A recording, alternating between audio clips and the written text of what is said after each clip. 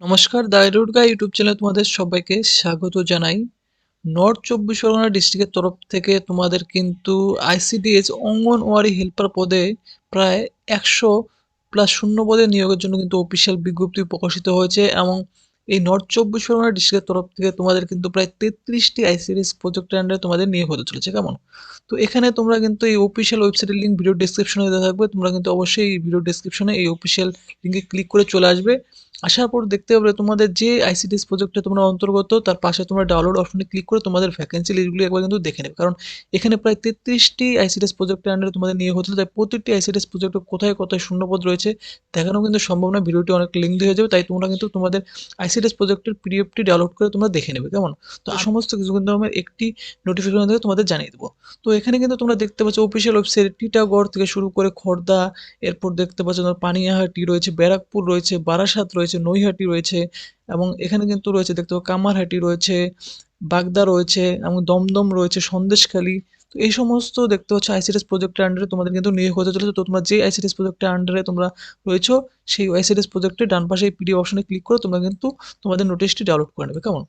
তো ফ্রেন্ডস, আমি একটি নোটিফিকেশন সম্পর্কে তোমাদের সাথে শেয়ার করতে চলেছি। দেখতে পাচ্ছ এখানে পশ্চিমবঙ্গ সরকার শিশু বিকাশ প্রকল্প আধিকারিকের করণ সন্দেশখালী 1 সুসংহত শিশু বিকাশ সেবা প্রকল্পের আন্ডারে কতগুলি ভ্যাকেন্সি রয়েছে এবং এখানে এই অফিসিয়াল বিজ্ঞপ্তিটি আমি কিন্তু তোমাদের সাথে শেয়ার করব।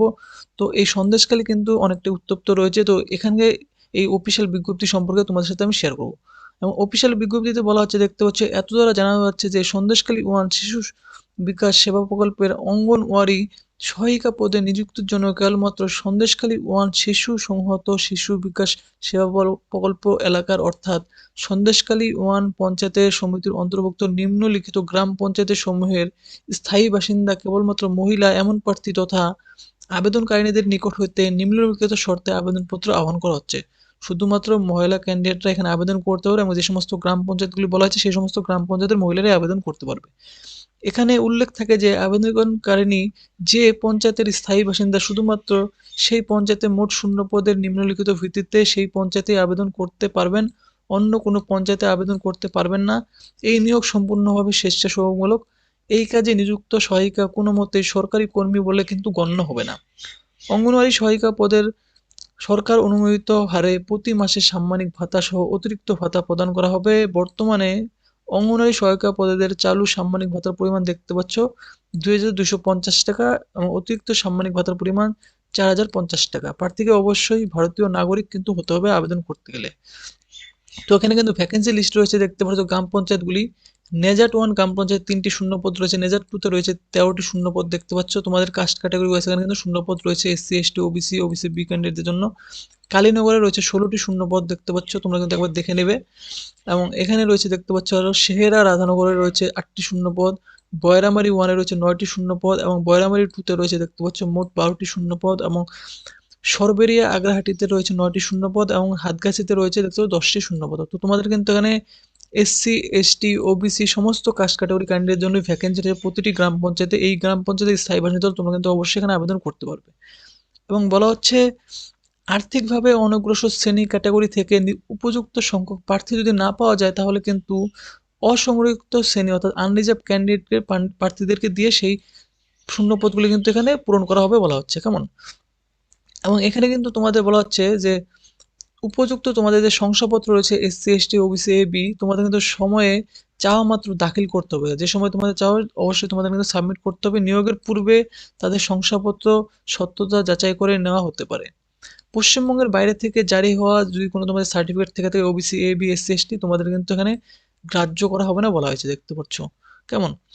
এবং যারা তপশিলি জাতি, উপজাতি, অন্যান্য অনগ্রসর শ্রেণীর ক্যাটাগরি ক্যান্ডিডেট রয়েছে তোমাদের কিন্তু দেখতে পাচ্ছ বলা হচ্ছে এখানে যে কলকাতা থেকে জারি হওয়া শংসাপত্রের ক্ষেত্রে জেলা শাসক দক্ষিণ 24 পরগনার দায়িত্বপ্রাপ্ত অতিরিক্ত জেলা শাসক দক্ষিণ 24 পরগনার জেলা কল্যাণ আধিকারিক কলকাতার ব্যতীত অন্য কোনো প্রকার জারি হওয়া শংসাপত্র তোমাদের কিন্তু এখানে গ্রাহ্য করা হবে না।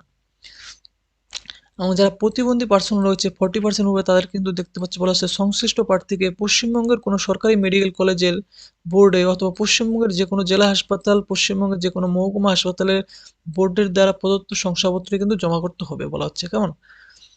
এবং তোমাদের কিন্তু এখানে বলা হচ্ছে দেখতে পাবে আবেদন করতে গেলে অবশ্যই তোমাদের কিন্তু এখানে বলা হচ্ছে যে প্রার্থীর মোবাইল নম্বরের নিবন্ধীকরণ অথবা রেজিস্ট্রেশন এর জন্য পাসওয়ার্ড আসবে। এই পাসওয়ার্ড ২ বারে বেশি রিসেট করা যাবে না। কেমন? অবশ্যই কিন্তু তোমরা ২ বারের বেশি রিসেট করবে না পাসওয়ার্ড। সেক্ষেত্রে অন্য মোবাইল নম্বর ব্যবহার করতে হবে। প্রত্যেক নিজ, নিজ মোবাইল নম্বর দিয়েই কিন্তু আবেদন করবেন এবং নিয়োগ প্রক্রিয়া সম্পূর্ণ না হওয়া অবধি সেই মোবাইল নাম্বার অর্থাৎ অ্যাক্টিভ রাখতে হবে, কেমন সচল রাখতে হবে। উক্ত মোবাইল নাম্বার এই নিয়োগ প্রক্রিয়ার সঙ্গে অঙ্গাঙ্গিভাবে যুক্ত থাকবে এবং সেই মোবাইল নম্বরে প্রয়োজনীয় পরীক্ষা সম্পর্কিত তথ্য কিন্তু তোমাদের পাঠানো হবে। তো তোমরা যে আবেদন করো সেই মোবাইল নাম্বারটা কিন্তু অবশ্যই অ্যাক্টিভ রেখে দেবে এবং তোমাদের সাথে রেখে দিবে। আবশ্যিক শর্তাবলী এখানে বলা হচ্ছে দেখতে পাচ্ছ, প্রার্থীকে অবশ্যই ভারতের নাগরিক মহিলা হতে হবে। ন্যূনতম তোমাদের শিক্ষাগত যোগ্যতা কিন্তু এখানে বলা হচ্ছে অঙ্গনারী সহায়িকা পদের ক্ষেত্রে স্বীকৃত বোর্ড থেকে তোমাদের উচ্চ মাধ্যমিক সমতুল্য পরীক্ষা পাস হতে হবে, কেমন? তাহলেই কিন্তু তোমরা এখানে আবেদন করতে পারো এবং তোমাদের যে বয়স রয়েছে ১/১/২০২৪ তারিখ থেকে তোমাদের কাউন্ট করা হবে ১৮ থেকে দেখতে পাচ্ছ তোমাদের কিন্তু বয়স ৩৫ বছরের মধ্যে হতে হবে, কেমন? এবং যারা এসসি এসটি ওবিসি ক্যান্ডিডেট রয়েছে তারা কিন্তু তোমাদের যদি বয়স একটু বেশি হয়ে থাকে তাহলে তোমরা কিন্তু তাও আবেদন করতে পারবে এখানে। এবং বয়স কিন্তু দেখতে পাচ্ছ সকল প্রার্থীদের জন্ম তারিখ ২/১/১৯৮৯ এর পরে এবং ১/১/২০০৬ এর আগে এই বয়সের মধ্যে তোমাদের যদি বয়স হয়ে থাকে এই সালের মধ্যে তাহলে তোমরা কিন্তু এখানে অবশ্যই আবেদন করতে পারবে, কেমন? স্থায়ী বাসস্থান সংক্রান্ত শর্ত। স্থায়ী বাসস্থান সংক্রান্ত প্রমাণ হিসাবে প্রার্থীকে কিন্তু দেওয়া সংশ্লিষ্ট লোকসভা সদস্য, জেলা সভাপতি, এলাকার বিধায়ক, জেলা শাসক, অতিরিক্ত জেলা শাসক, মহকুমা অথবা পঞ্চায়েত প্রধানের কাছ থেকে তোমাদের কিন্তু একটি ডোমিসাইল অথবা তোমাদের রেসিডেন্সিয়াল সার্টিফিকেট তোমাদের সাবমিট করতে হবে, কেমন? এবং বলা হচ্ছে পরীক্ষা যে রয়েছে তোমাদের সকল আবশ্যিক শর্ত পূরণের সাপেক্ষে যোগ্য প্রার্থী তথা আবেদনকারিনীর পরীক্ষার মাধ্যমে নির্বাচিত করা হবে। পরীক্ষার পূর্ণমান থাকবে তোমাদের ১০০। প্রথমে ৯০ নম্বরের লিখিত পরীক্ষা নেওয়া হবে তোমাদের এবং সময় থাকবে ২ ঘন্টা। লিখিত পরীক্ষায় পাশ করলে মৌখিক পরীক্ষার জন্য প্রবেশাধিকার তোমাদের কিন্তু পেয়ে যাবে।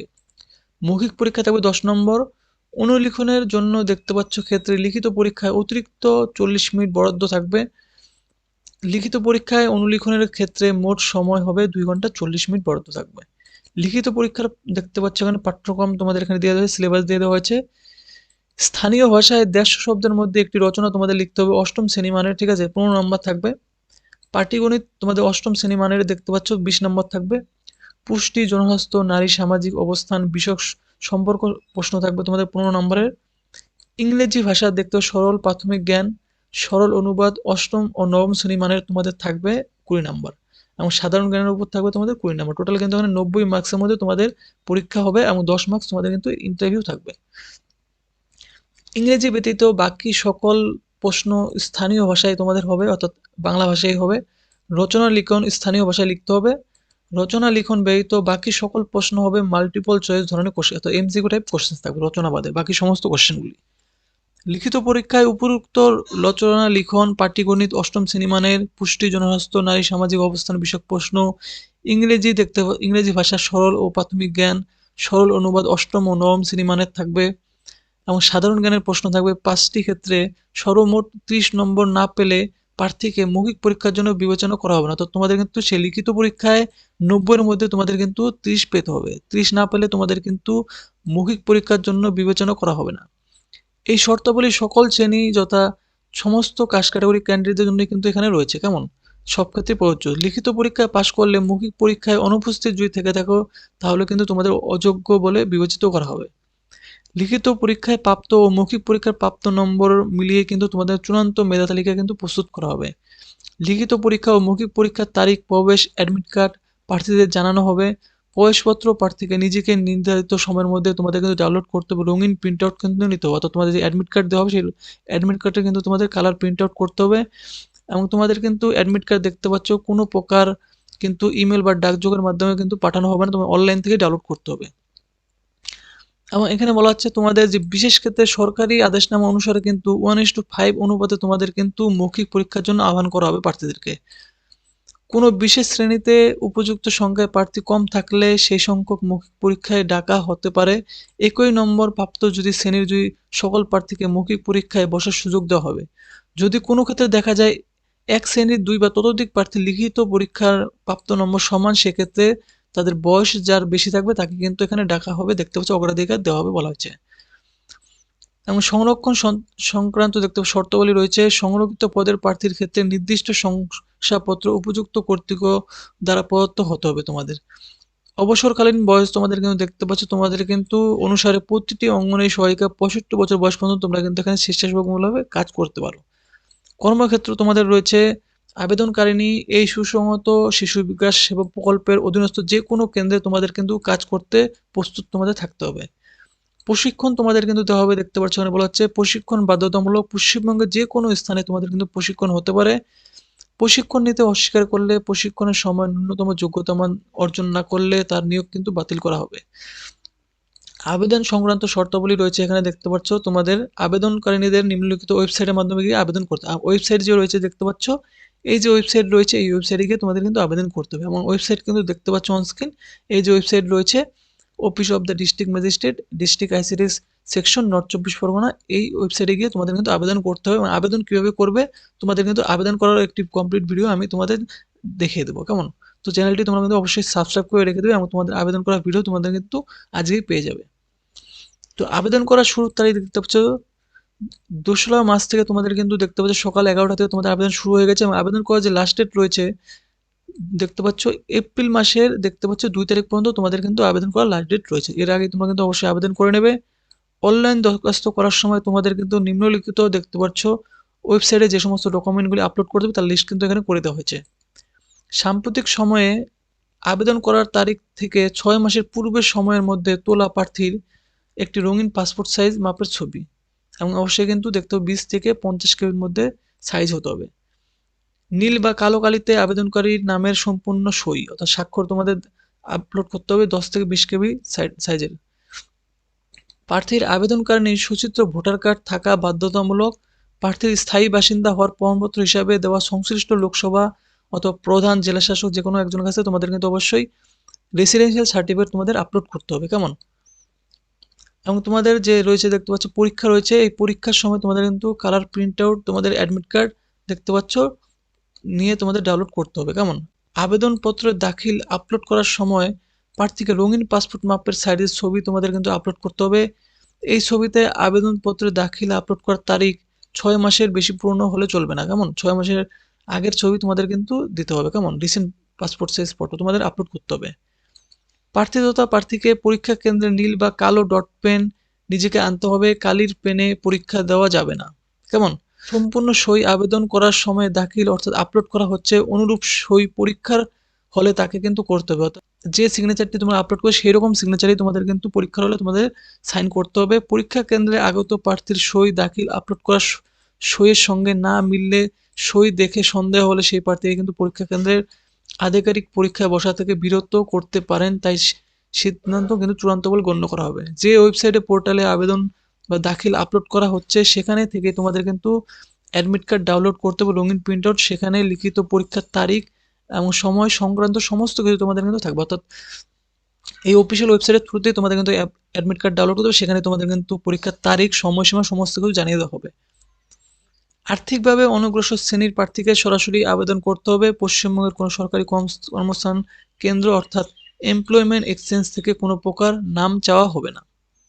মৌখিক পরীক্ষার পূর্বে নিম্নলিখিত নথি প্রমাণপত্র আসল দাখিল করতে হবে, অর্থাৎ ইন্টারভিউয়ের সময় তোমাদের কিন্তু যে সমস্ত ডকুমেন্টগুলো তোমরা সাবমিট করো সমস্ত ডকুমেন্টগুলো অরিজিনাল তোমাদের দেখতে পাচ্ছ তোমাদের সাবমিট করতে হবে, অর্থাৎ ভেরিফিকেশন করাতে হবে।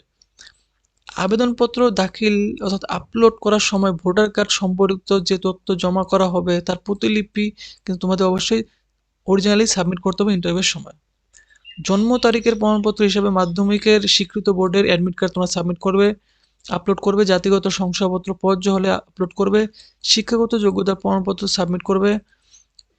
স্থায়ী বাসিন্দার সূচিত শংসাপত্র অর্থাৎ মূল নথি জমা দিতে হবে। প্রতিবন্ধী শংসাপত্র থাকলে জমা দিতে হবে। আর্থিকভাবে অনগ্রসর শ্রেণীরা জমা করতে হবে শংসাপত্র। প্রতিবন্ধী শ্রেণী প্রার্থীদের ক্ষেত্রে তোমাদের কিন্তু প্রযোজ্য। তো এই সমস্ত ডকুমেন্টগুলো তোমাদের কিন্তু আপলোড করতে হবে এবং তোমাদের কিভাবে তোমাদের সিলেবাস রয়েছে এবং তোমাদের বয়স বেতন সমস্ত কিছু কিন্তু জানিয়ে দেওয়া হলো এই ভিডিওর মাধ্যমে। এবং বলা হচ্ছে কোনো ভুল অসঙ্গত তথ্য দিলে তোমাদের কিন্তু আবশ্যিক শর্ত লঙ্ঘন করলে তোমাদের আবেদনপত্র কিন্তু এখানে বাতিল করে দেওয়া হবে বলা হচ্ছে। পরীক্ষা কেন্দ্রে উপস্থিত হওয়ার আগে কোনোরূপ গাড়ি ভাড়া বা কোনো খরচা কিন্তু প্রকল্প বহন করবে না বলা হচ্ছে।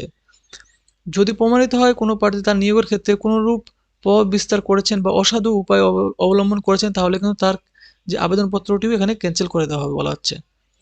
তো ফ্রেন্ডস, অনলাইনে নির্দিষ্ট যে পোর্টাল রয়েছে সেই নির্দিষ্ট পোর্টালে গিয়েই তোমাদের কিন্তু আবেদন করতে হবে এবং সমস্ত ডকুমেন্টগুলি আপলোড করতে হবে, কেমন? এবং বিজ্ঞপ্তির যে ওয়েবসাইট পোর্টাল তোমাদের দেখিয়ে দেওয়া হলো, লিখিত তথ্য খুঁটিয়ে পড়ে তবেই কিন্তু আবেদন করতে তোমাদের এখানে বলা হচ্ছে। ভুল আবেদনপত্র কিন্তু বাতিল করে দেওয়া হবে।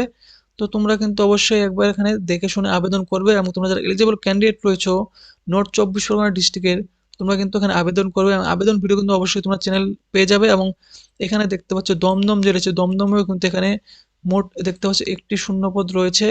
এরপর রয়েছে দেখতে পাচ্ছ এখানে যে আইসিডিএস রয়েছে, এখানে নিউ ব্যারাকপুর শহরে দেখতে পাচ্ছ টোটাল 18টি শূন্যপদ রয়েছে। এখানে ওয়ার্ড নাম্বার দেখতে পাচ্ছ এখানে, এবং ক্যাটাগরি ওয়াইজ এখানে ভ্যাকেন্সি রয়েছে। এবং এখানে যে রয়েছে দেখতে বারাসাতের ওয়ার্ড নাম্বার 8 এবং ওয়ার্ড নাম্বার দেখতে পাচ্ছ 17, এই দুটি ওয়ার্ডে কিন্তু নিয়োগ হতে চলে, একটি একটি শূন্যপদ রয়েছে।